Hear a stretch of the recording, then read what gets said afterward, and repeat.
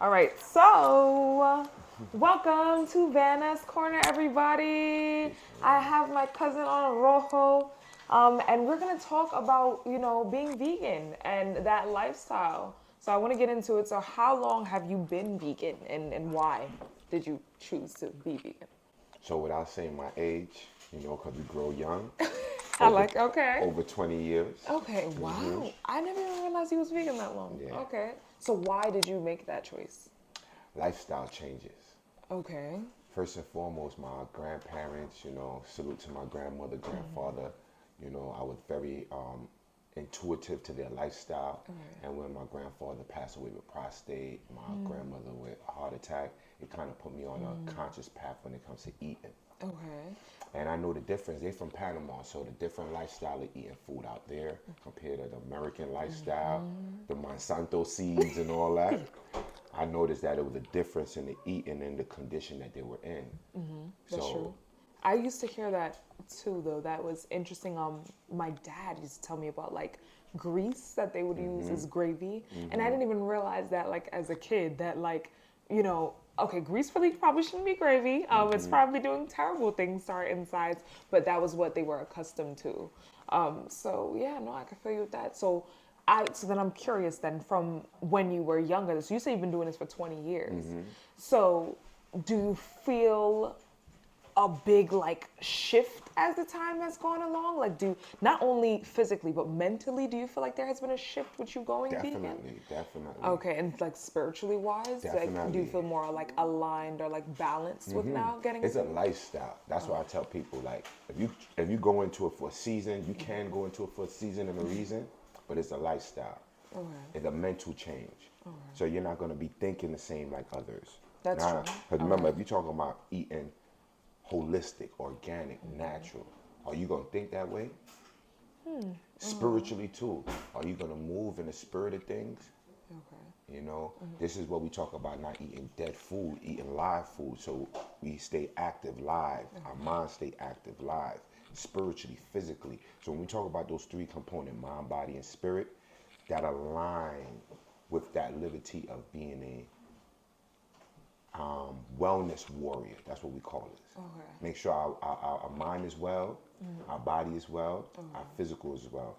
And working with a lot of our elders who's 86 plus, and they looking well. That's true. That Yeah, inspired me. yeah. Can you just tell them about the book and Yes, giving thanks. So just an overview. The book is a smoothie book. It's about smoothies, shakes, tonics, and juices, okay, which is very important when it comes to eating. Our liquid food is as important as our solid food. Most of us grew up eating so much liquid. I mean, so much solid. We have our pancakes in the rising, our ackee and sawfish, belly full up. Lunchtime, hamburgers, hot dogs, and belly yeah, full up. Dinner time, big rice and peas, and belly full up. So with that, we wanted to be more conscious of what we partake in our body, especially when we look at Earth. Earth is made up of 72, 75% water, and our body is the same representation. So we should have a lot more liquid than solid. okay, And this is why, as a chef, most people been encouraging me to write a cookbook. But I figure most people eat and they don't drink as much. So let me create a okay. cookbook in relation to liquid foods, That's a smart idea. smoothies, tonics, shakes, and juices. And then I can go into the actual food. But that is a good point because you're kind of almost creating your own lane with that because you're right. There are a lot of books on, how to eat this way. This is the vegan lifestyle. This is how you do this. So, you would never think there's a way to kind of obviously how important smoothies and, how those liquids, like you say, are good for our bodies. So it's just as good as having those solid foods. So then I'm curious, what is your opinion on plant-based like meats and like impossible burgers and because now that's the thing that's being pushed at like Burger King and Wendy's and all these different type of places. So how do you feel about that then? The language, and that's another thing. In every arena, there's a language that goes with it. And if you don't understand the language and the definition, you can get caught up in it. Okay. So, like the whole language of natural, organic, plant-based. I'm telling you, I done traveled close to 50 states for the past 3 years, and I seen the plant-based movement. It's been Impossible Burgers, and now growing up, Impossible meat is not considered vegan on our part. You know, especially when you have to take all these other chemicals and add it to prepare. Now that's it's not plant. I don't see no plant. I don't see no kale. I don't see no callaloo.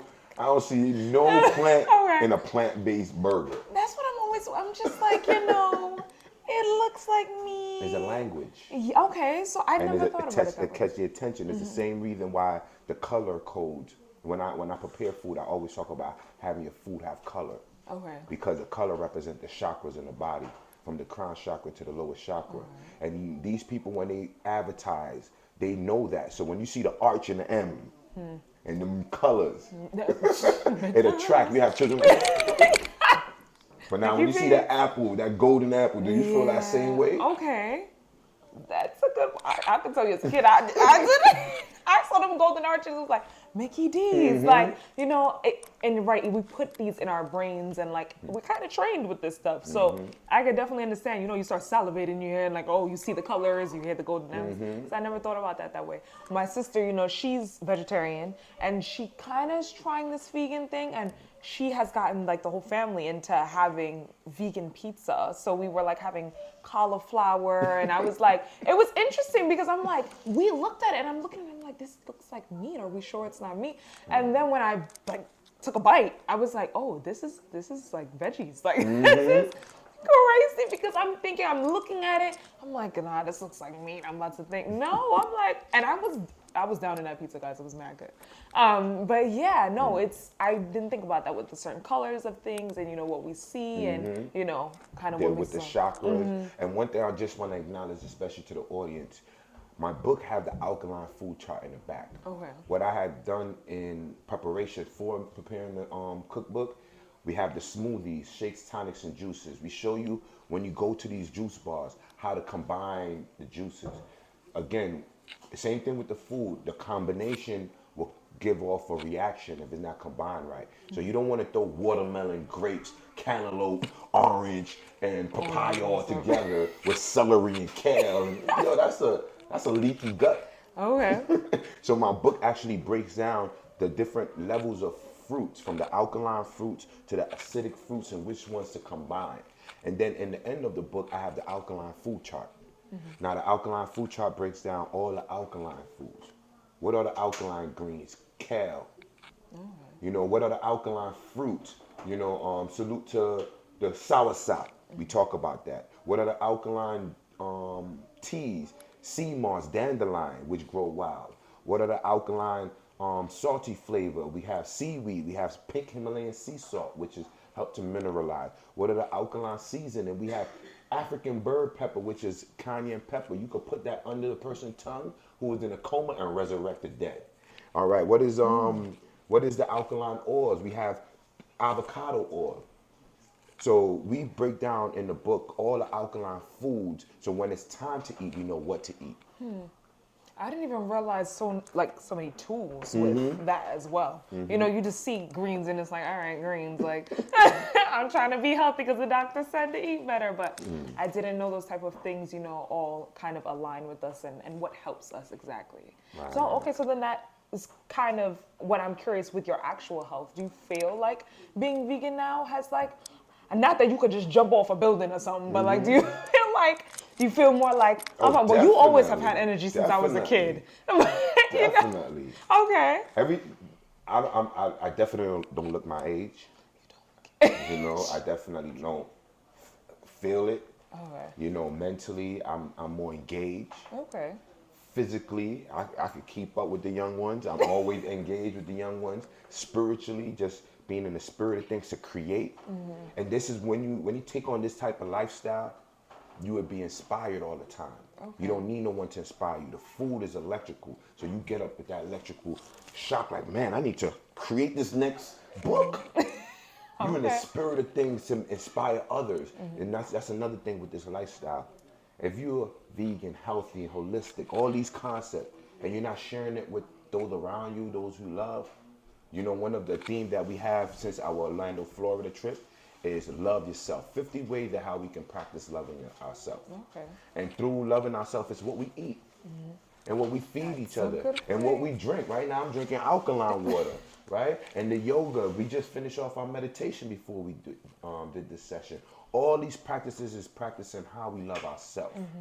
And this is one of the original fundamentals of eating. Before we eat, we grab up our food, we speak to it, we give thanks to it, it gives thanks to us. We eat it and it becomes electrical in our body.